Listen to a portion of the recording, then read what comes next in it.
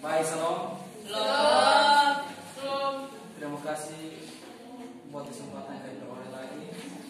Nah, pada kesempatan ini kami akan menjawab pertanyaan dari dua pertanyaan tersisa dari yaitu dari teman-teman kelompok 4 dan kelompok 3.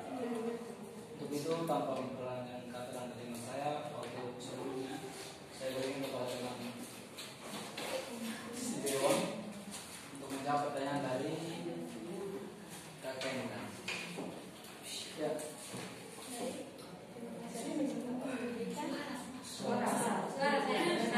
Amira. Baik, terima kasih atas kesempatan dari saya. Di sini saya akan menjawab pertanyaan dari kakak ini.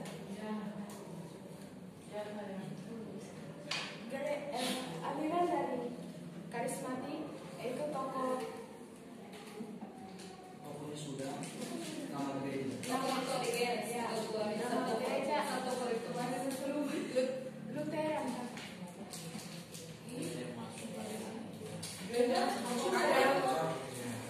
nama gereja atau Lutheran.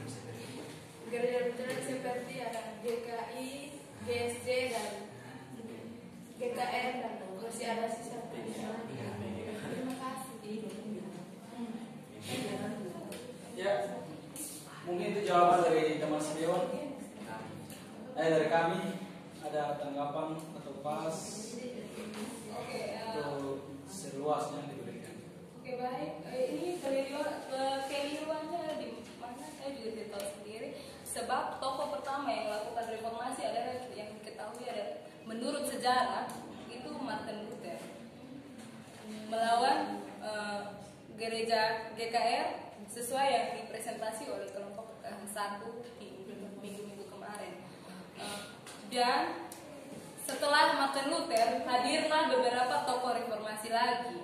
Ada Calvinis, Origenes, dan aliran-alirannya. Tadi ini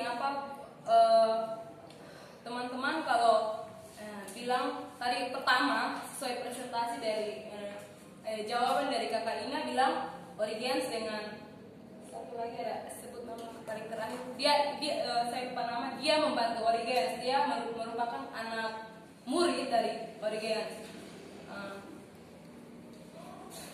Untuk itu kalau tadi Sisi bilang bahwa itu tokoh yang berperan penting itu Martin Luther ini sejarahnya tolong diluruskan. Ya. Karena ini sudah terlalu jauh dan terlalu berbenturan. Bukan itu saja, di kelompok saya ada beberapa teman saya dari aliran karismatik. Dan saya sempat tanya, mereka tidak mengakui itu. Mereka punya satu tokoh yang melakukan aksi bahwa mereka berdiri sendiri. Ya. Ini saya bisa menanggapi tanggapan dari kakak Intan mengenai jawaban dari Sbeo, teman Sbeo, yaitu tentang tadi dijelaskan tentang aliran atau gereja. Kalau yang tadi kami bahas tentang karismatik itu ajaran itu cenderung dipakai di gereja-gereja yang seperti sudah tadi jelaskan. Lutheran itu ada GKI, terus ada beberapa tadi sudah dijelaskan. Yang disebut gereja Lutheran artinya begini, gereja karismatik, apa yang disebut dengan ajaran karismatik itu ajaran yang muncul sesudah ada reformasi. Jadi pembaruan itu ada dilakukan pembaruan saja. Maksudnya ajaran dari Lutheran itu yang dipakai di gereja karismatik begitu. Bukan tokoh dari karismatik itu bukan Luther, bukan Martin Luther, bukan. Tetapi ajaran Martin Luther itu yang dipakai di gereja karismatik begitu. Jadi itu ada gereja-gereja karismatik yang tadi ajaran karismatik itu lebih banyak dipakai di gereja Lutheran yang seperti tadi sudah disampaikan oleh si Deo. Jadi mungkin itu tanggapan yang bisa saya sampaikan. Kalau masih ada tanggapan dari saudara Intan, kesempatan selanjutnya saya. Kalau masih ada terus karena ini kalau setahu saya ya, kalau gereja karismatik itu yang apa nih yang kita kenal dengan kemah Injil ya. Iya benar. Kemah Injil atau bahasa ada itu tadi juga Kakak Ari salah, bukan GKI tapi GKI. Kalau GKI itu bagian dari Calvinis. Penyampaian kalau sesuai dengan materi kami juga ada sangkut paut dengan ajaran karismatik. Sebab kami ajaran ini saya bagi tadi tidak ada yang bertanya, tapi saya buka untuk teman-teman. Kami lahir di Amerika, bahasa Injili itu adanya aksi. Kami buat satu ada organisasi. Dengan adanya organisasi itu berdirilah gereja Injili. Mereka menginjil dan di penginjilan itu sudah ada gereja karismatik atau dikenal dengan lebih akrab ya.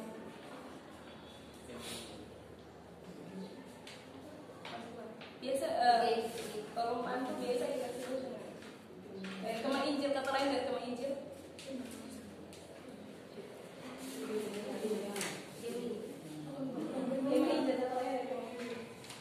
Biasa kalau masih kimit. Ya, kimit. Kakak dong, untuk kakak dong itu kimit. Itu untuk kimit sendiri tadi ini latar belakangnya kurang jelas. Kalau untuk kimit mereka dari Belanda. Benar? Ya. Latar belakang dari teman-teman juga salah. Saya coba cari tahu tentang kimit karena saya penasaran dengan mereka. Sebab penekanan mereka dari beberapa ayat itu, sehingga saya terus menggali pengetahuan teman-teman. Itu sudah sangat bagaimana ya?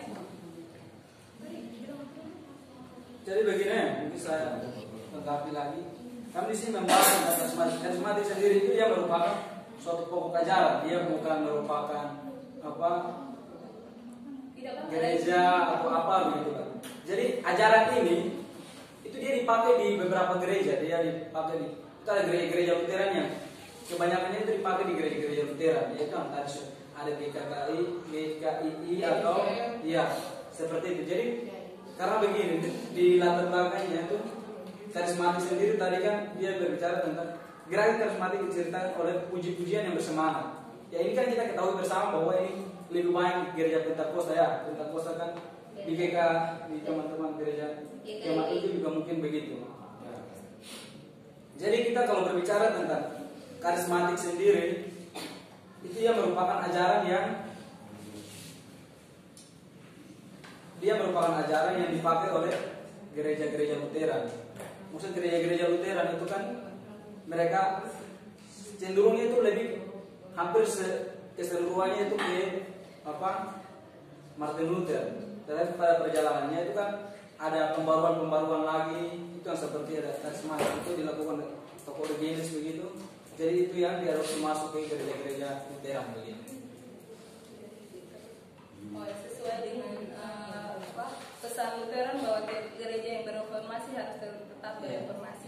Kalau tadi ada singgung dengan Pentakosta, apa benar Pentakosta? Ya. Kalau demikian Pentakosta juga menganut ajaran dari itu. Tapi kan mereka dipilah. Akhirnya begini, karismatik ini kan dia merupakan ajaran, ya kan? Dia merupakan ajaran. Maksudnya ini tergantung dari Pentakosta juga menganut ajaran karismatik. Bisa Itu jadi. Oh tidak bisa. Karena begini, kalau kita berbicara tentang Kalau kita lihat dari ini cara beribadah dari Pentakosta, kita sudah bisa ketahui kalau mereka itu bisa menganut ajaran karismatik. Karena ajaran karismatik itu dia ciri-ciri dari ajaran karismatik itu oleh pujian yang bersemangat. Ini kan di gereja Pentakosta kan ada pujian, kan mereka identik dengan puji-pujian. Kalau kita di GMI tidak terlalu dengan puji-pujian, kita pergi khotbah. Jadi begitu. Dan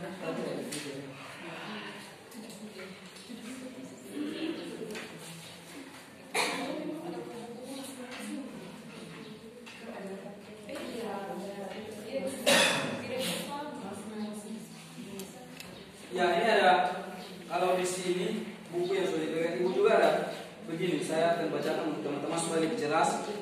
Gereja karismatik sering juga dikenal pembaruan karismatik, karismatikal renewal, dikenal juga dengan nama gerakan Pentakosta baru. Gerakan itu gerakan ini seringkali didirikan atau dicampurkan dengan gerakan aliran gereja-gereja Pentakosta. Iya. Jadi maksudnya gereja teman-teman dari gereja Pentakosta, mereka tidak pakai semua yang gereja. Ini kan yang merupakan ajaran, jadi maksudnya bisa produk sedikit untuk masuk pakai. Kalau gitu ini sudah ada itu kalau begitu sesuai dengan yang tadi dibaca, gereja Pentakosta duluan hadir dan demikian timbulah gereja karismatik berikut mereka mengadopsi dari sini juga. Coba kakak baca dan simak baik-baik kalimatnya. Ya, gitu kan. Ini adanya orde baru karena sebelumnya ada orde lama. Karena kalau kita gereja menguasai materi. bukan begitu. Karena kalau gereja Pentakosta itu paling hanya satu saja. Gereja tapi Pentakosta. tadi kan bacanya belum. Coba baca penggal kalimatnya baik-baik.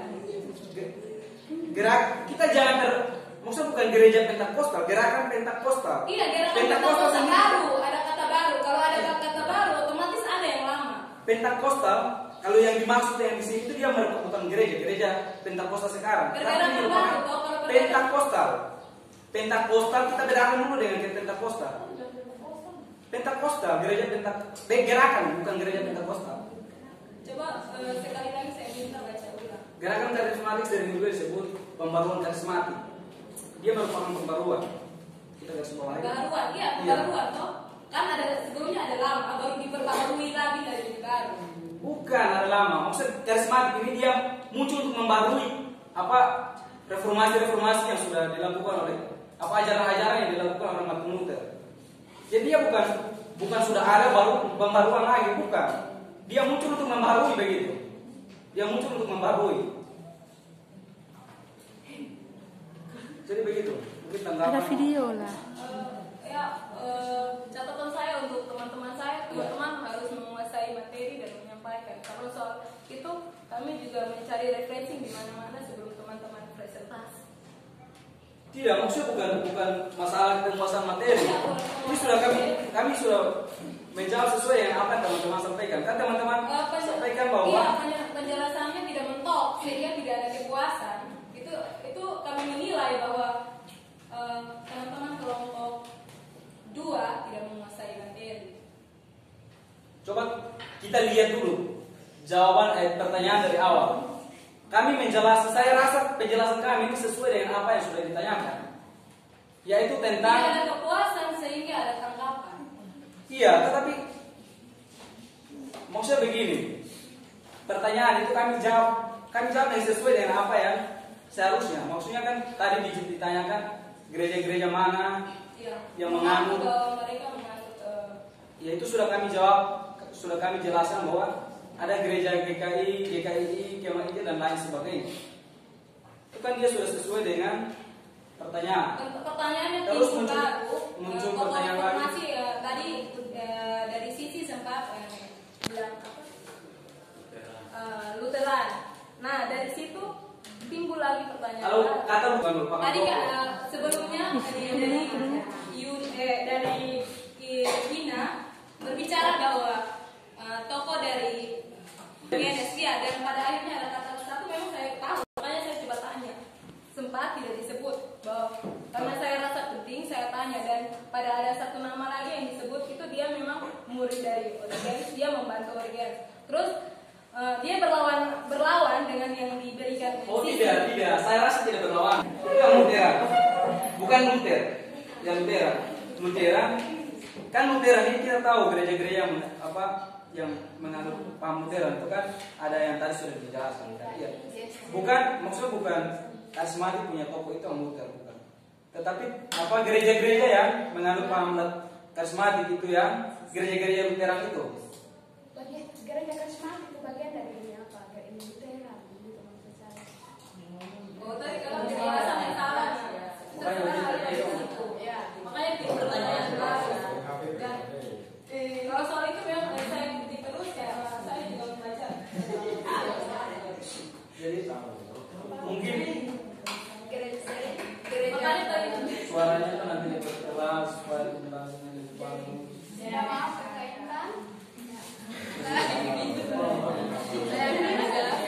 sudah jelas ya, sudah mengetahui bersama. Jadi pertanyaan di bawah saja. Audiens apa yang membuat informasi? Jadi demikian mungkin itu jawaban kami. Mungkin sampai itu panjang diskusi kami mencoba, dan mungkin kesalahan kami juga terutama promosi sendiri. Kesempatan selanjutnya saya berikan kepada Nona Ina untuk menjawab pertanyaan dari siapa? Oh, Kakak Esi.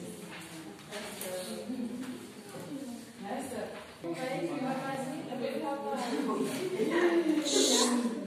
Kakak Esi. Ya. Di sini bisa DHK. Pada tahap kedua ini yang sering disebut tahap pemantapan dan puncak perkembangan gerakan atau pembaruan karismatik. Dan kalau pertanyaan di sini sebenarnya gerakan atau pembaharuan, tapi kalau pertanyaan tuh ini alasan munculnya pembaharuan. Nah, dari sini adalah pembaharuan karismatik Katolik.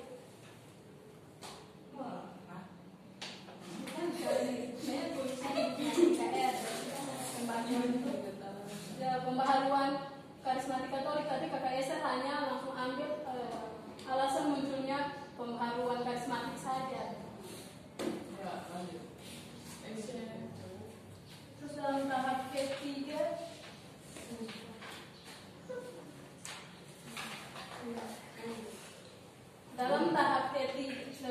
tahap ini khususnya di Amerika Serikat sering disebut tahap konsolidasi.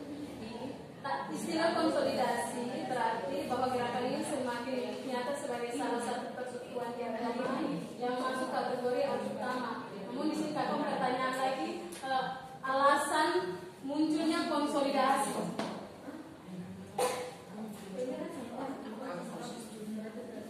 Jadi kalau coba kakak alasan munculnya tiga tahap ini masih berarti kakak punya langsung alasan munculnya tahap konsolidasi. Ini dalam tahap ketiga ini yang dalam Amerika Serikat itu disebut tahap konsolidasi atau tahap atau gerakan semakin wujud nyata.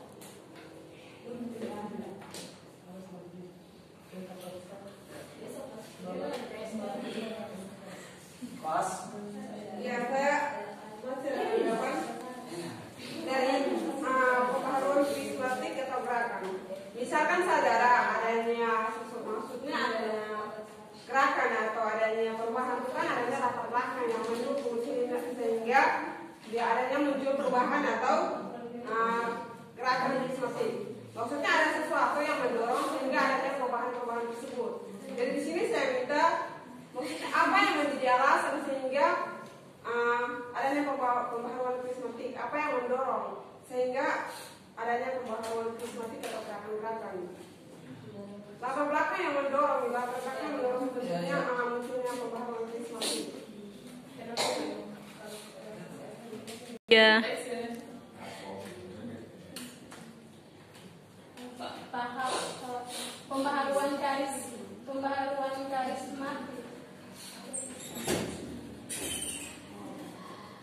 Februari 1000 kehadiran pembaruan di lingkungan KKR ini menjadi unik dan berbeda dari yang terjadi di lingkungan Protestan, antara lain karena pertama peristiwa-peristiwa yang menandai kehadiran gerakan ini berlangsung di lingkungan perguruan tinggi. Jadi kalangan karismatik pertama di lingkungan KKR adalah orang-orang berpendidikan tinggi.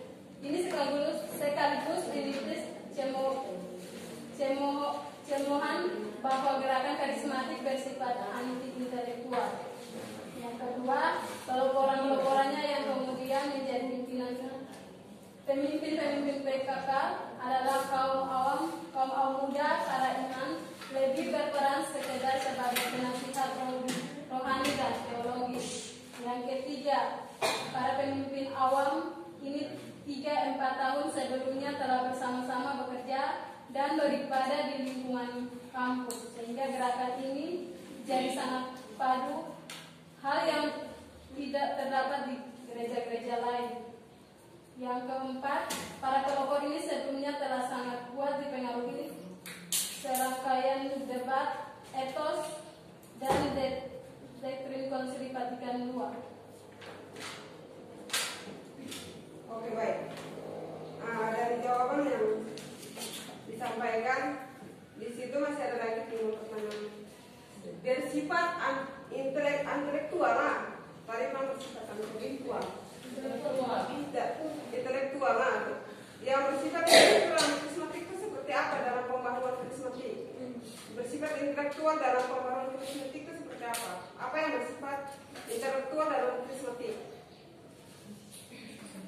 Dalam pembaharuan karismatik. Ya.